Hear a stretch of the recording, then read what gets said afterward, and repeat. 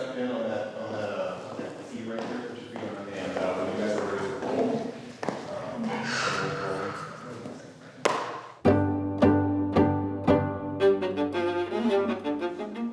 All right, 201, take one, mark. Take one, mark. 401, take one, mark. I feel good, a little excited. 501, take one. Let's go. Ad-libs. 101, take one, common mark. I don't know if I should have my hands in my pockets, here. I'm a little nervous. Just got a pit in my stomach. I am uncomfortable. I am so nervous. Can I tell a really quick story? So Angel, let's start with your name, your age, and where you're from. My name's Angel. I'm 29 years old. I am from Los Angeles, California. My name is Ashton. I'm 19 years old. I'm 51 years old. And I'm from the San Gabriel Valley. I think growing up was, Oh, I felt like I had to be perfect when I was growing up. In an upper middle class neighborhood. My mom is an addict. My mom was heavy into her addiction and gang lifestyle. I didn't really know a lot about my sexuality. I was in and out of the foster system from 10 to 12. I don't think anybody in this world is normal. I think everybody has their own set of problems. It was pretty hard for me. When I was very young, I was sexually abused by a family member. So while my brother was being treated like a king, I was being molested, and it was something that is very unbearable to deal with. And even to this day, it's something that I don't talk about. It's my story, and it's something that happened. I was 12 years old when I started smoking weed. I discovered fentanyl. Morphine, Dilaudid. As soon as I took that first hit of crystal meth, I knew that it was gonna be a problem. I used to get so high that I would turn basically schizophrenic. Drinking out of a sippy cup all day long at work on my corporate job. All those bad memories that you have, it all went away with one magical pill. So it was really powerful for me to finally feel like I didn't care. It came to a point where I started living in my car. I was locked out of the house a few times. The day that I lost my job, I was supposed to put a down payment on a house. I was on the street within a couple weeks. I was robbing people. And I've never really been to jail, so the judge was like, yo, you're doing time this time, you know? Probably one of the lowest moments of my life. I wrote my brother a suicide letter. We think you might have a false positive for HIV. I had the gun to my head. This is how I die alone and insane. And my brother and sister-in-law called me, asked me where I was, made me promise that I wouldn't do anything. I was done living the way that I was living, drinking the way that I was drinking.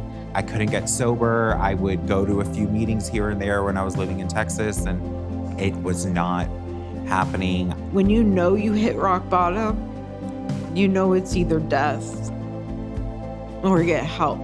Daddy, I need help. And I found a place to go to. And they have a bed for me, and I need you to come pick me up. I called my mom in jail, and she told me she had great news. You know, I think there's this rehab in LA I don't want to go to rehab.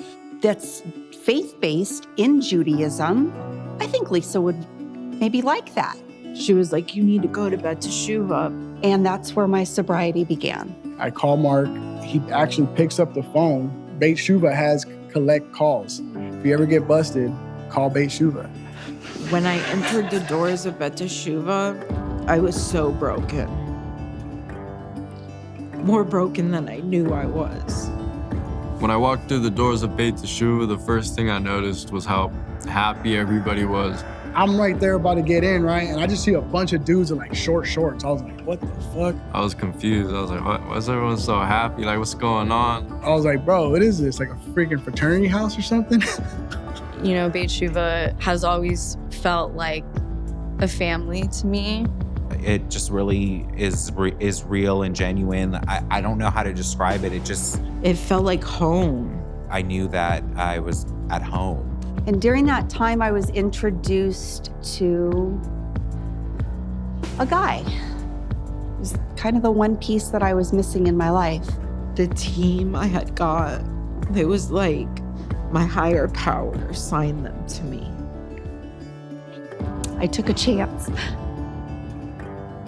I took a leap of faith, and Beit Shuva and its community caught me and held me, and they continue to hold me on a daily basis. The people, there are some characters there. People that have been homeless, people that came from great families, any type of person you can think of is here at Beit Teshuva. And it's because drug addiction doesn't have a preference. It can happen to any one of us. We're all there to get help. We're all there for a reason. I don't know, I didn't feel judged. I just felt like I needed to be there.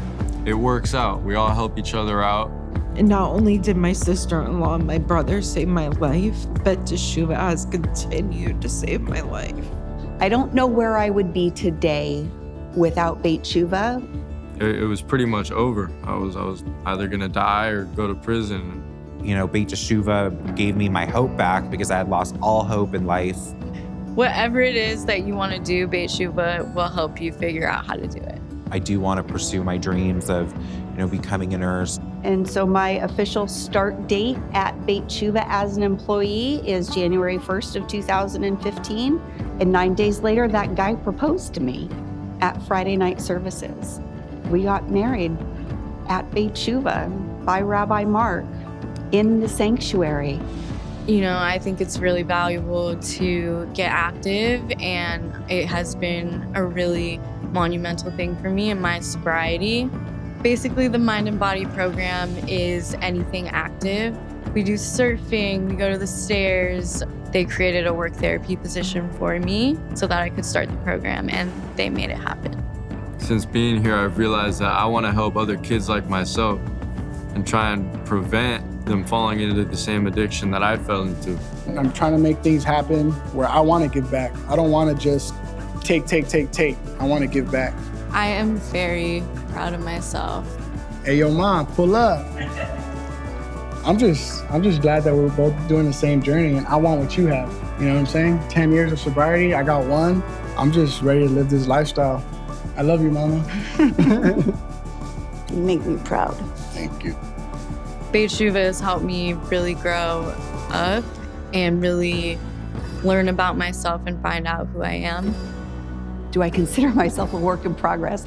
Yes. Changing every single day, learning new things I love to learn. I will always be a work in progress. I still have work to do. But it ain't over. I don't think I'm done changing, and I definitely think that, more is to come of me spiritually, professionally. I'm excited. I'm not perfect. I have a long ways to go, but I'm hopeful because of Beit Teshuva. Anything else you want to say? Thank you for my life. Boom.